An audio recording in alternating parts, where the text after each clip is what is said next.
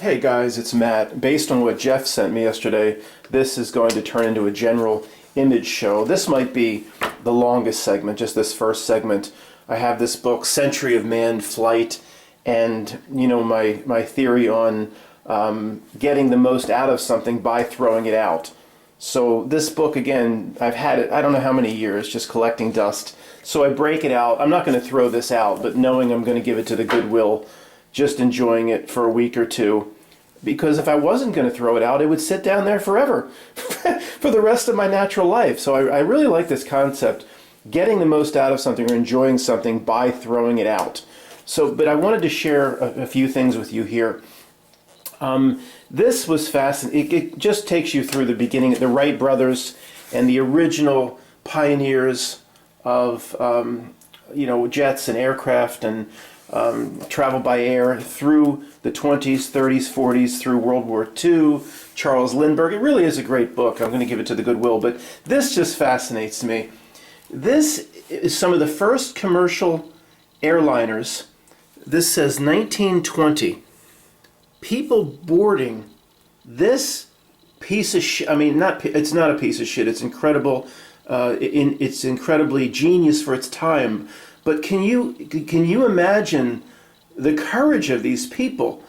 I mean, I'm not really thrilled when I don't expect to ever fly again, but when I did, I used to fly a lot when I was, stationed out in San Francisco and Los Angeles. I flew around 10 states. I never really felt completely comfortable. I never was scared of flying. But imagine boarding a plane in the 20s. They've heard that some of these have nosedived. I mean, that's balls. I don't know what else to say. This is a small commercial airline. I mean, I think this one says, is it flying people across the English Channel into France? I mean, this fascinated me. I just wanted to show you. There's a small segment in here on the first commercial airliners. Look at that, a biplane for people waiting to get on. I mean, what do they serve you? Peanuts? And they better serve you a stiff drink. They better I'll take a triple vodka, sir, and wake me when we've landed. Look at that. I mean, these passengers had balls. No way. No way you get me on that damn thing. So it goes through the periods, and the biplane period, the Vickers, Virginia. The biplane period was World War I, and then of course that was replaced by a single fixed-wing aircraft for World War II. But as I go through this, guys, the one thing, and I'm sure you all agree with me, the notnilC creates wars and cooks up wars for a variety of different reasons. I don't want to get into blank, sacrifice and all that. I mean, the notnilC creates world wars and regional conflicts and endless bloodshed for a variety of reasons. But one reason it does it, cooks it up on both sides, is to have a gigantic leap forward in technology. And in this case, look at this case with aircraft. The technology advancements through World War I and World War II for air travel or aircraft or jet engines coming in World War II was just exponential compared to what it would have been if the war was not taking place. May of 1928, a glimpse inside the passenger cabin. It says Lufthansa. Does that turn into what we know as Lufthansa? I guess. Look at that. I mean, you've got to be kidding. Remember what is it, Leonardo DiCaprio as, what is it, Howard Hughes in that movie said he wants to we can get a plane above the weather. He said these people are scared of shit. remember in The Aviator? These people are, it's turbulent city below the weather. These people are terrified up there. Noah Dietrich, whatever that is he said, you start buying up TWA. I mean, if this is below the weather in 1928, through the cloud, these people, I have no idea the courage. There's no possible way I would get on. I don't care what this mother effer's serving back there. He could be serving an opium sandwich. That's what he better be serving. So the main point here, guys, is in World War One, the horsepower, I saw it went from 400, 500, went up to 900 horsepower, I believe, in World War One, and then of course over 1,000 horsepower eclipsed during World War Two per engine.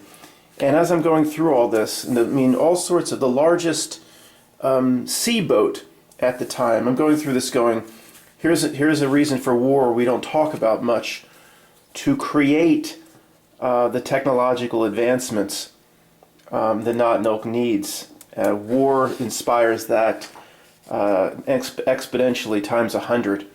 And although many of us in our community believe, oh, they've had the technology, they have it 50 to 100 years before. In some cases, that's true.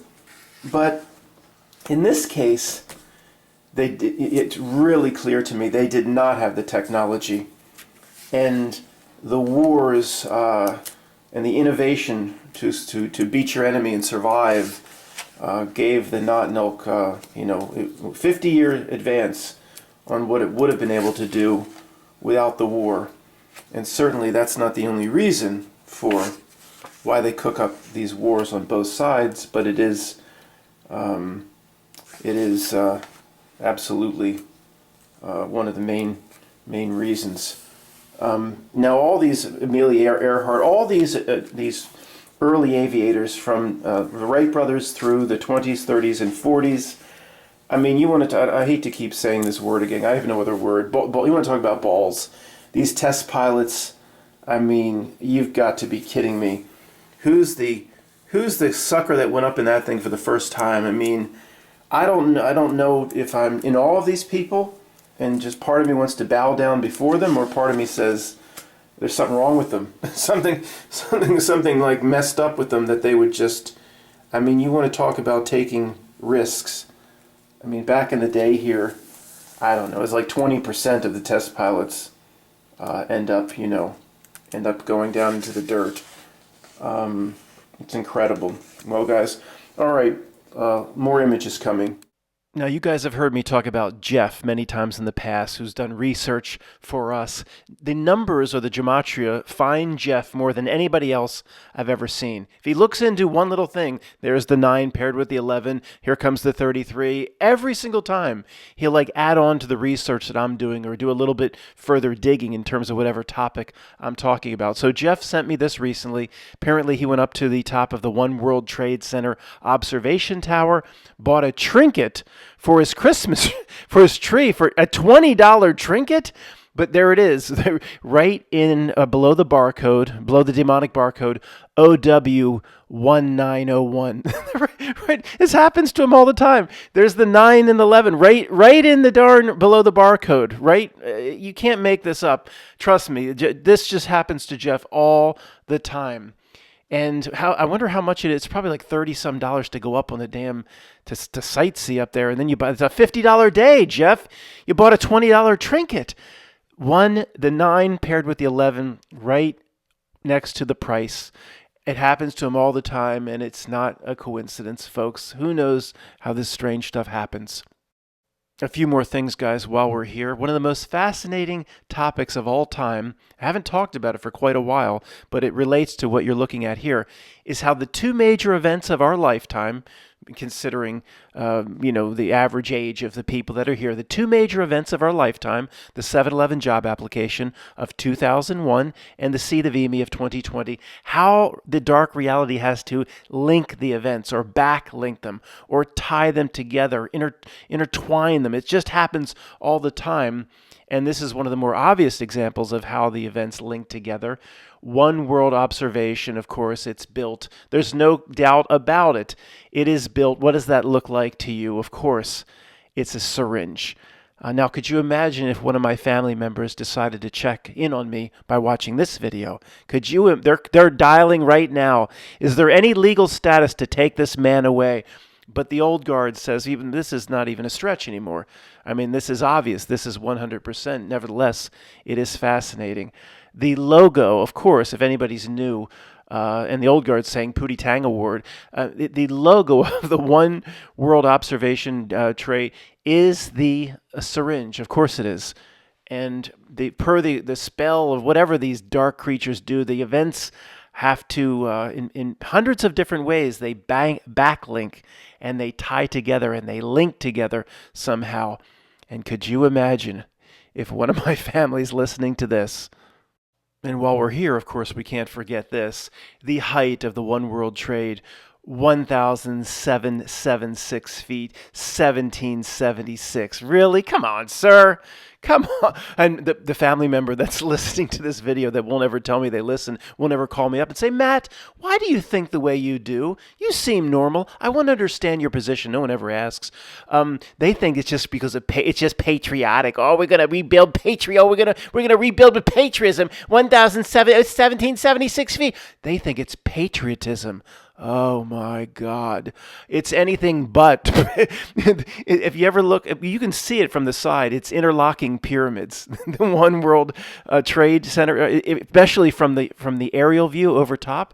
I searched Google Images originally, and you could clearly see the interlocking pyramids from a direct top-down view. Now, it's been years since I tried to look again, but when I went to look again, you could not see a completely direct down, right over top image. I'm sure it's probably there now, but it just wasn't there when I went to look again. From the top, you can really notice the interlocking pyramids. And again, people, it's just Matt, we rebuild patriotism. 1776, my brother. That's what they think it is. No, it's actually attached to the Dark Realities grimoire. Explain that, Matt. I can't. I don't want to. Remember last week we did the Not nilC Great Men Explorer series featuring Christopher Columbus, and Bill wanted to make a back-end contribution to the Great Men Explorer series, Christopher Columbus. Christopher Columbus's conquest of the great unwashed natives of the Americas. As usual, all the explorers screw over the indigenous, the natives, and the First Nations people in exactly the same way. How? By killing them. Dear Diary, this is Christopher Columbus. This is really taken from his diary. Dear Diary, today I really enjoyed all the running and screaming. Where's the account of what really happened? Where that Not nilC has that in the Vatican Library. Do you think the Christopher Columbus diary is in the Vatican Library? Well, it might be. It might be. The Not nilC has it. They won't share it with us. But it was probably a truth drop while all his statues were torn down by BLM about 5 or 6 years ago. It's probably a truth drop. I'm not sure. There should be do they still have Christopher Columbus Day, like a federal holiday? Or I don't even know, to be honest with you. I figured they would make that racist and remove it a long time ago, but I don't know. Maybe they do. Thank you. Bill, what is that? I didn't ever notice there's like a creature in the back, like the Kraken or something, like the Rancor monster from Star Wars. Guys, I don't mean to break this down into nonsense. We'll get back to a very Reciteer image show in just a moment. The story of these men coming off the boats with their black powder rifles that can only be fired once every 2 minutes, and their swords and a little bit of armor, doesn't make sense that they could always dominate the indigenous. The indigenous, again, they know the lay of the land. They know where to get the poison darts. Doesn't make any sense. Maybe there's a truth drop here. Maybe Columbus and all of the different explorers that screwed over the indigenous came with their own monster, came with dragons, or a Rancor monster of sorts, or the Kraken. Who knows? It doesn't make sense they could dominate the indigenous on their own just with a few hundred scurvy-ridden drunks getting off a boat. Does that make sense to you? Me neither. Here's that tree I was telling you about, guys, the side of the house, the end of the driveway. 3 weeks later, this sugar maple drops its leaves. Thanksgiving Day, and it's still, I don't know, it's just 20% left on the ground, but everything else has dropped 2, 3, even starting 4 weeks ago. Some of the sycamores start 4 or 5 weeks ago. So this is always an amazing thing to me. Even 4 or 5 days ago, it was bright. It was almost 85-90% full, bright yellow. I just stare at it every day. This is just the most incredible thing in the world to me. There's nothing in the world more beautiful. I just stare at it. The beauty of this reality is I'm in awe of. Maybe because I know this is my last time. That sort of nostalgia I don't think is such a bad thing. And I don't think it roots me to this world. Let me insert this one more time, guys. We'll do a quick 1 minute or less public service announcement. Remember those ads on TV from the Ad Council trying to help you out and all publicly funded? Whatever happened to those? Not that I want them to come back. I'm glad they went away. All that horseshit from the Ad Council. Remember, maybe it went out of business. I hope it did. Public service announcement, guys. If there's a certain friend that says they're your friend or runs with the same, but then they constantly just want to jab you and run you down, or certain family members that just don't like you and here's how, again, let's not forget this. Always use, whenever possible, the Humpty Dumpty from Alice Through the Looking Glass. What you say to them, if they ever say to you, I don't think you're describing that properly, or I don't think you're using the right word, always be prepared to come back with this. You look them right in the eyes and say, just like Humpty Dumpty told Alice in Through the Looking Glass, when I choose a word, it means what I say it means. But remember to put in, just like Humpty Dumpty told Alice in Through the Looking Glass, so you're quoting a literary reference that they won't be able to understand. That gives you higher ground, if you see what I mean. And even right here in what I'm showing you now, he says, if I'd meant that, I'd have said it. You could follow up with that. It means, family member that's always kind of jab me, some asshole, it means what I say it means. And if I had meant that, I'd have said it. And what was the other thing we learned? It was, too proud. Why are you saying that to me? Too proud? Oh, they'll be totally confused. Never forget, we need to be bigger people, folks. We are bigger people. We don't stoop to the level of those around us, but sometimes we may have to. So remember this advice. Very related to what Jeff sent earlier, a few weeks ago, the Boston Blunt sent me this screenshot taken from the Norm Macdonald show on, I think it was on Comedy Central years ago. Norm Macdonald, I think his name was, had some variety show. Here he's showing a video of a baseball game, Philadelphia Phillies versus New York Mets, where they stopped the game or something and told the crowd that they had just captured Osama. Okay, they just captured, is it Bin Laden or Bin Laden, or it's tomato. They were announcing to the crowd, I guess and everybody started clapping and USA, of course. So, of course, our friend, the Boston Blunt, takes a screenshot. It's the ninth inning. What do you think the score is? I'll give you two guesses, long haul truckers, but you're only going to need one. It's the ninth inning, and it shows right next to the 9. It's New York Mets 1, Philadelphia 1. New York. 9-1. And what do you think the count was? I'll give you two guesses, but you're going to need one. It shows right there, the ninth inning, and it was 1 ball and 1 strike against the batter. And everybody in the crowd's going, USA! Oh my goodness. Matt, why does this keep happening? This sort of, to me, I don't have a good explanation, but the fake world has to continuously show itself or announce itself as the fake world. It is really that simple. I don't think we should make it more complicated than that. Does a prison planet where we're doomed to recycle forever, does that have to announce itself as a fake world? Maybe. But I don't think so. I think that hurts the prison planet. Endless recycling can't beat the light trick argument. I think this sort of thing this sort of synchronicity is more positive. That's the way I interpret it. Reality constantly showing us weird little things or things that announce its true nature to a degree. So thanks to the Boston Blunt for sending this. And if anybody's new here, we get one new person a month. As long as the old guard's been here, or I've been doing this, we have looked at thousands, literally, of these similar type synchronicities, not all related to the big day in 2001 and the 7/11, but this sort of thing, this sort of strange coincidence. And the only thing anybody can say is, Matt, here we go again.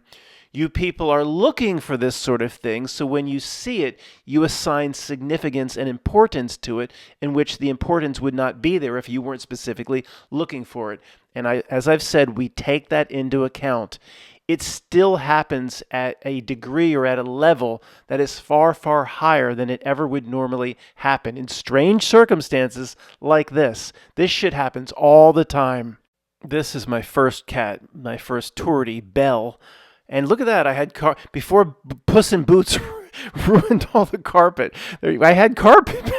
I had carpet back then. I wanted to show you this, guys, because it was the cutest thing. Whenever she was happy or satisfied, the tongue would come out. It was an absolute giveaway to her mood. I know some other cats do this, but whenever she was contented, very happy, the tongue would come out and stay out for minutes at a time. It was the cutest thing. It's not like I just, snapped this and got lucky.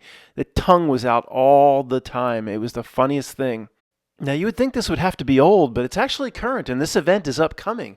And this is not a sponsored segment, although we have reached out to the Hillary Rodham Clinton campaign headquarters. She's running for president again? No, mayor of hell. Her campaigning on this plane is over. Now she's campaigning in the other dimensions. Mayor of hell. Anyway, so this is current.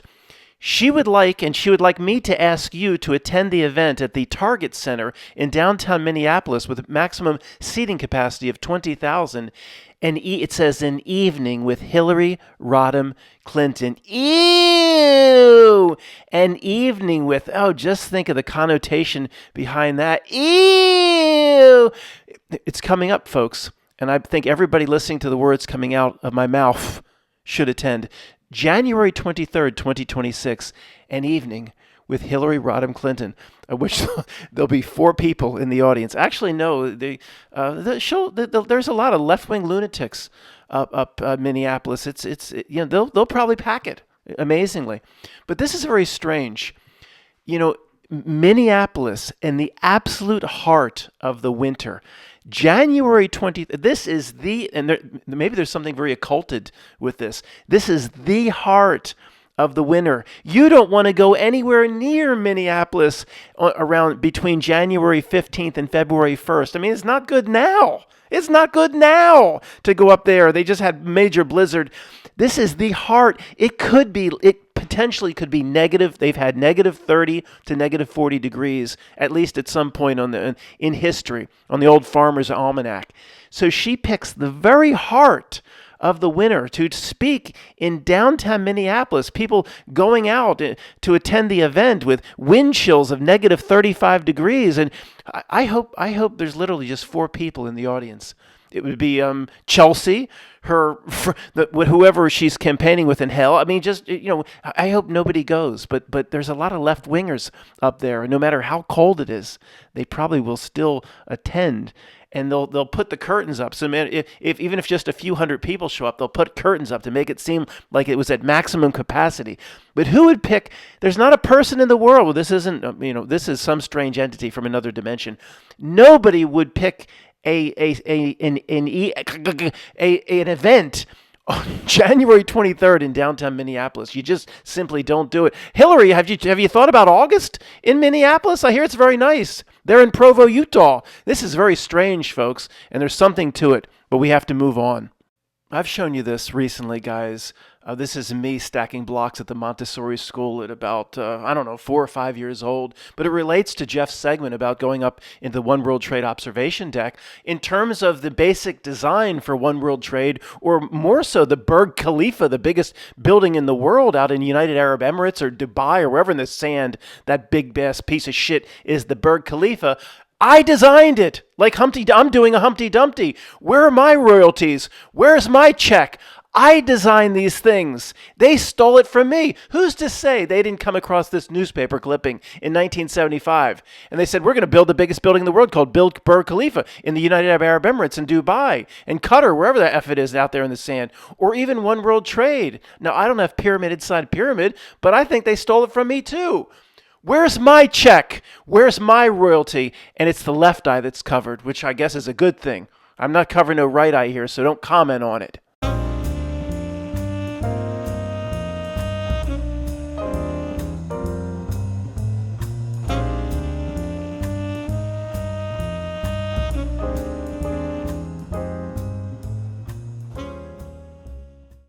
Guys, I know I do this too often with the Wikipedia thing, but the language they're using is so offensive to me. Matt, a truth reality channel shouldn't have a running gag. Why not?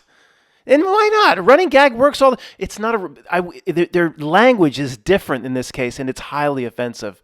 They always start the same way. Please don't skip this. And they have the date there, so we know it's today, December 3rd. Please don't skip this 1-minute read. It's Wednesday, December 3rd, and we owe you an explanation. They always do this. Okay, we're collecting money, blah, blah, blah, 275. Second paragraph. Wikipedia's been around since 2001. What a coincidence. The day the big grimoire was dropped. Any coincidence in that? No. The day the Patriots started their run, the Patriots, no coincidence. Back then, it was just a wildly ambitious, probably impossible dream. Rule of opposites. No, it was just the opposite of that. Nothing in this world was more meant to be, was guaranteed existence than Wikipedia, presenting the fake world to the next generation. Back then, it was just a wildly ambitious, probably impossible dream. Nothing was more guaranteed in this universe than the existence of Wikipedia for what it does for notnilC. But it came together piece by piece, created by people, not machines. Yeah, 5 people in a smoking room created. Then on the very next day, they turned it over to machines. Everything today, everything, of course, is bot-driven. Look at the impossible set of references and citations below each of the articles. I mean, it's impossible for anything but a machine to have done it. Wikipedia is not perfect, but it's always been free, thanks to everyday readers. If it's always been free, how come 2 inches away to the right you're asking for a bunch of money? They always skirt around the edges in terms of the language used. Wikipedia is not perfect. That means to us, it's complete lies. Over 2% only 2% ever donate. But that small group makes a big difference. No, it doesn't. Again, the funding of this thing is unlimited deep pockets, of course. When you support Wikipedia, you're standing up for the internet we were promised. What? Where knowledge belongs to everyone, where the fake reality and adulterated history belongs to everyone. Can you believe they just used that language? Standing up for the internet we were promised. We got the internet we were promised in 97, 98, 99, 2000, and then it was completely bastardized. Everything is the opposite of what it should be. If you agree, then this is your moment to give back. You're kidding me. I don't go to Wikipedia surf for the information. I go to see what the notnilC false reality is trying to pass off onto the people. Even 275 makes a difference. Yeah, in terms of giving soul tokens away. Help keep it going for you, for the next reader, and for the next generation. That's like that weak line that Tom Callahan, Tommy Boy tried to pass off. What did he say? You want to buy a quality auto part from Callahan Auto? Do it for your daughter's sake, for your family. They pulled that right from Tommy Boy. Keep it going for you, for the next reader, and for the next generation. Do it for your daughter's sake. What? So let me get this straight. If nobody donates the 275, if nobody sends the money and it just goes under. And folks, listen to the words coming out of my mouth. Nothing in the world is more guaranteed to be funded by notnilC than this. If they needed $1 trillion a day, it would get $1 trillion a day. This is one of the pillars of how it passes off the fake reality. And of course, as we always do, we end here. Say it with me if you want. Number 1 up top. How often would you like to donate? Once? Monthly? Annually? And the button off to the right you can't see? Go fuck yourself. And guys, like I've said many times, many people think I'm joking, like it's a running gag when I say there's no original thoughts here whatsoever. When I say that, go F you. That's from the movie Hitman, where the Interpol inspector places the little microphone under it was the KGB inspector collar there under his winter coat so he could listen in. But he says, go fuck yourself, to kind of distract him. That's where I got that from. Every time I do it, I'm trying to recreate that scene in Hitman. As I said, and I'm not even joking, there are no original thoughts here. Zero. And I guess we'll end with this. You can see the date there, Tuesday, December 2nd. This is a screenshot I captured yesterday. Pulled up just to check on Duluth and Dubuque. Record-setting storm barrels into the northeast, threatening havoc for morning commute. I went, what? I haven't paid attention to the news for a while. What's record-setting storm? Now, I know they tend to, you could say, over-exaggerate. That means they lie, of course. So what it really was in Philadelphia, we got about 10 minutes of snow and sleet, and then it changed to rain. And it rained probably till 1 or 2 o'clock, and it was foggy. And then I checked, well, New York must have got hammered, or nope. New York, I don't know, they got flurries or something for an hour. Boston then must have gotten hammered. No, they might have got a little bit of snow and not much, and then it just changed to rain. I mean, somebody got no. I mean, I maybe if Upper Maine got hammered by the whatever this is, that really should be a major headline on the homepage of CNN. Record-setting storm barrels into the Northeast. I'm in Philadelphia. We got 10 minutes of snow and then some rain. Thanks a lot, Sian. I mean, give me a break. Notnilc, if you're listening through your chat GPT, how you're lying about the weather especially. Now, you lie about everything, but how you're pushing this bullshit endlessly about weather is really getting embarrassing. And I think per the chat GPT talking to the Notnilc mainframe, you might want to change your ways because even the dumbest of the dumb are starting to laugh at your weather headlines. Thanks for being here.